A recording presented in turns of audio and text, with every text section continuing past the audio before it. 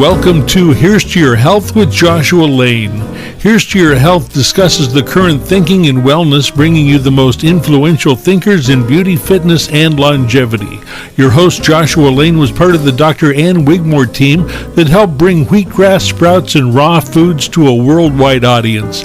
And now the host of Here's to Your Health, Joshua Lane. We're back. Thank you for tuning in to this edition of Here's to Your Health. I'm your host, Josh Lane. And calling in from Europe is one of the regular contributors to Here's to Your Health, Scott Tipps. Scott is the president of the National Health Federation, and Scott Tipps has been working for maybe it's more than a decade, maybe it's a couple of decades now, protecting the rights of consumers around the world with the important work he does for the National Health Federation. It's amazing, really, how much one person can accomplish, frankly.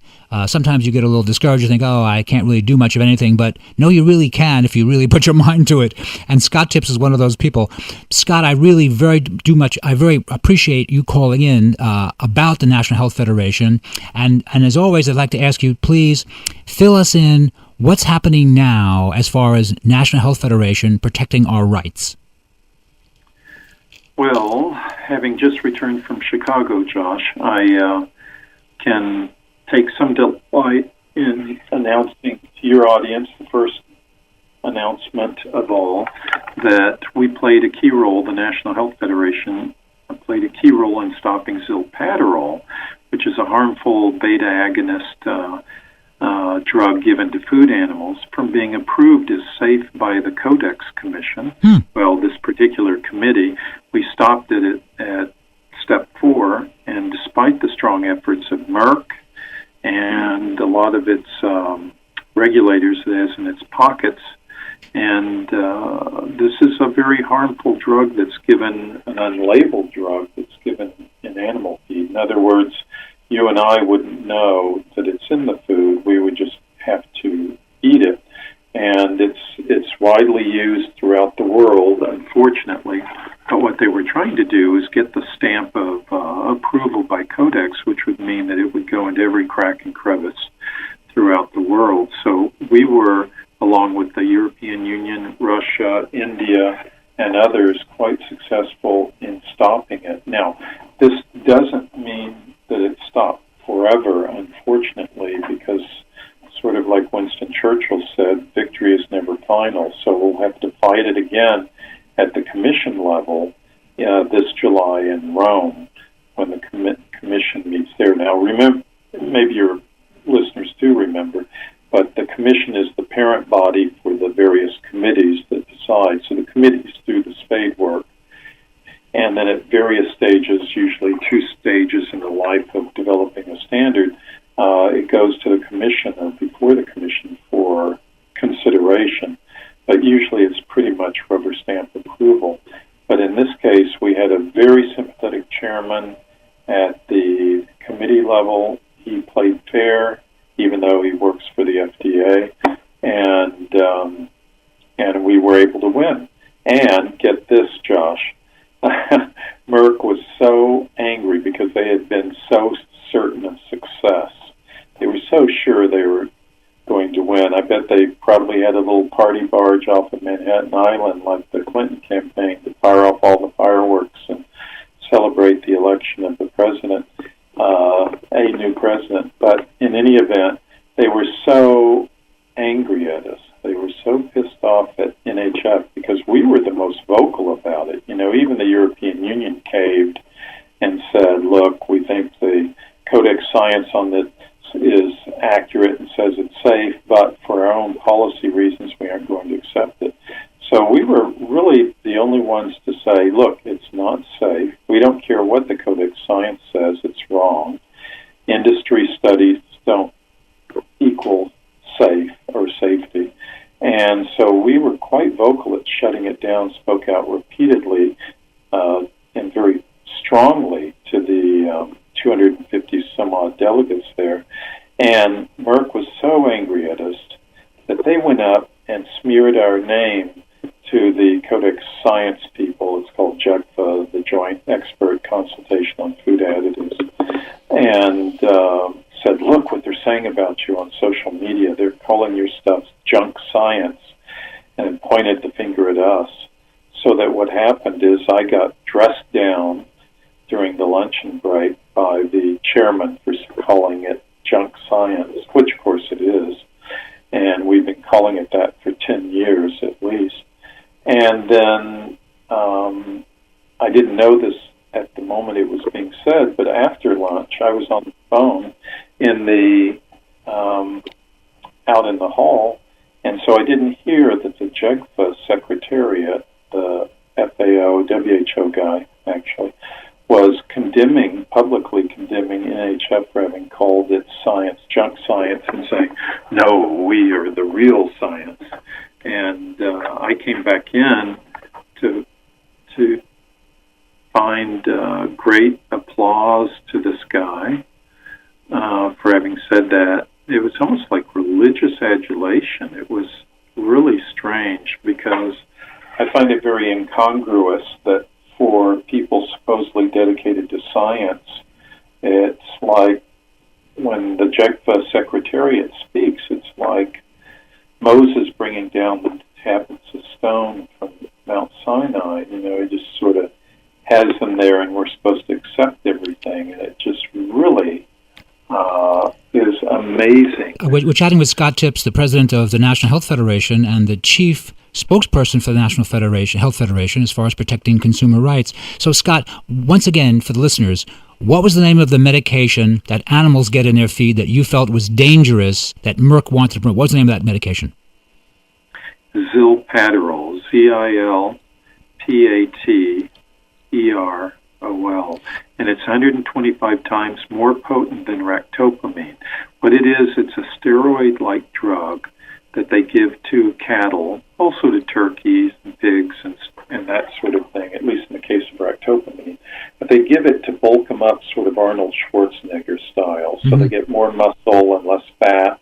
And they can make when they give ractopamine, they can make about $3 to $4 more per animal once they go to slaughter. Wow. But it's inhumane to many of the animals. Some don't suffer ill effects, to be honest, but many do. They die earlier. They have their hooves fall off. They have cardiac remodeling, but not for the better, for the worse. There are all sorts of problems like that. And then what happens is, on this, Josh, is that because they have to give this in the animal feed, in some cases, others they do an implant, but they have to do it so close to the time of slaughter that there's a large residue that's in the meat that you and I then eat. And if you're eating beef, if you're eating pork in the United States or Canada, you can be pretty sure that you're getting dosed with some ractopamine or Zilpaterol every time you eat that, unless it's organic meat. Well, that's pretty serious. Now, Scott, what you're doing is excellent work, and I'm actually very happy to have you on the show on a regular basis because of the excellent work that you and the National Health Federation do to protect consumers. Now, this sounds pretty stressful because every time we speak on the phone, and you're a regular contributor, it seems that you've been able to sometimes defeat the big money people, the big pharmaceutical industries, big agribusiness, but sometimes we suffer a defeat. The consumers suffer a defeat. And so how are you able to pick which topics that you want to focus on? How does that work with the National Health Federation? Well, we have a limited budget, so we can't do everything that we'd like to do. For instance, we didn't go to the Pesticide Residues Committee meeting also in April because we just couldn't be two places at once, and we didn't have the big bucks that were required to get us over to China for that committee meeting. So we missed that. That would have been our chance to attack glyphosate. But this committee meeting in Chicago, Illinois, was a lot closer to home, a lot cheaper to attend, and we thought we might have a chance for success, and we did. We actually won, and it's not the only victory we've had this year. We've actually had a number of good things go our way. In March, we submitted, these written comments in favor of this proposed rule by the U.S. Department of Health and Human Services on protecting statutory conscience rights in healthcare. This is where you can opt out of vaccines and mandatory vaccines and the like. In March, excuse me, Scott, can I jump in here? So on the vaccine thing, there's an issue that really kind of frightens me, how we're forced to have vaccines, which are, a lot of people don't realize this, it's the only consumer product I can think of in the United States where you have no right to sue the manufacturer.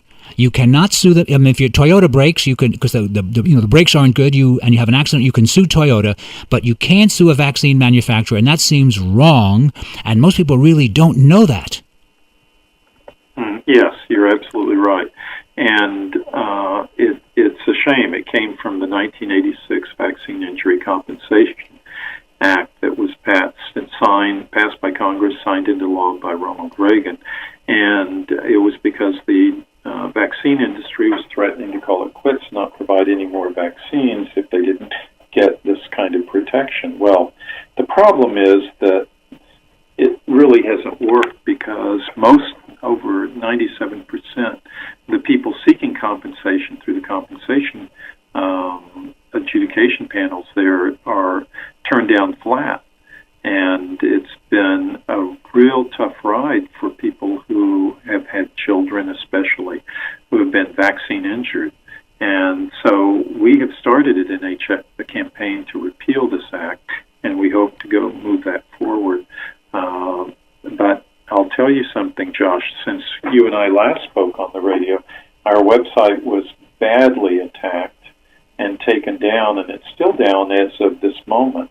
So if people tried to go to our website, they wouldn't get very far except to find a landing page that then refers them to our sister site with the NHF UK. Right. Yes. Yeah. I went to the NHA UK site because your site was down. Now, Scott, who would do this? I mean, who would do this? I mean, it seems. Well, I think people listening to the show sometimes think, oh, maybe these health guys, they're kind of making this stuff up. But you really, National Health Federation is going after some very, very big money organizations, and they really have a lot of political clout. They get away with stuff that's actually legal, frankly. Right, and they don't like us very much. In fact, where I left off on the story was at the Codex meeting in Chicago, was that the Merck guy came over and chortled in my face and said, "None of these delegates like you anymore. None of them, ha, ha, ha, ha, ha." And then he went running off. And then I found out later he had shown a photo on his smartphone to the Codex Secretariat and said, "Look, there's a picture of you with Scott Tips. Boy, this doesn't look good." And just juvenile stuff. But it goes to show the mindset of these people. And yes, they could do things, and it could be people like them. Now, to be fair, we don't know. They could just be standard bots, going through the internet trying to look for weaknesses and attack after attack after attack. But they come from all over the world, and they seem to be very professionally done. And it did compromise our PHP files, so we had to take it down just so we wouldn't run the risk with our members and other, legitimate visitors who are coming to our site. We didn't want to run any risk of having them take home, a compromised file of their own. So we took it down. It's been down for a while, but it will be up in a few days, actually. We hope to have it up by Thursday, so by the 24th.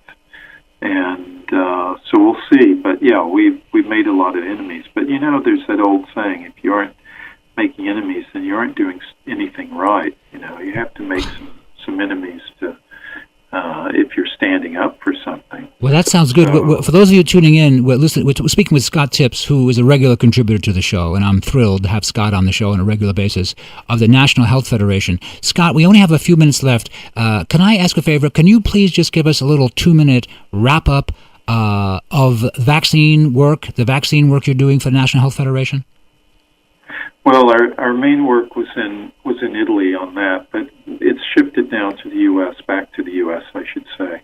And it really is focusing around getting rid of this 1986 Vaccine Injury Compensation Act that has been such a burden and has let the vaccine industry just have a license to print money because they know they can't be sued. Right. And once they get their vaccine on the CDC, the Centers for Disease Control and Prevention list of accepted vaccines, then they know they'll make $1 billion off that. Right. And then that gets added to an increasingly lengthening list of mandated vaccines for young boys and girls, for infants really, who have compromised or actually immature immune systems and can't handle this. And the ones who are most susceptible tend to be the vaccine-injured ones, and it just has got to stop.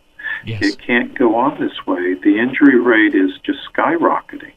Right, right. So we are speaking with Scott Tipps. We run out of time. Scott Tipps, really an amazing educator, helping prevent all sorts of bad things happening to us as consumers. Scott Tipps from the National Health Federation. I would urge you, listeners of Here's to Your Health, please, when the website comes back up, go to the National Health Federation website. Please become a member of the National Health Federation. They're doing excellent work. I salute Scott Tipps, who really is doing remarkable work. This is Josh Lane, listening to Here's to Your Health. We're going to take a short break, and we will be right back after these important messages. Thank you for tuning in to this edition of Here's to Your Health with Joshua Lane. If you have any questions about the guests or topics discussed tonight, please give us a call at 818-707-0005. That number is 818-707-0005. This is Josh Lane. On behalf of the cast and crew, I would like to wish you a healthy and safe good evening.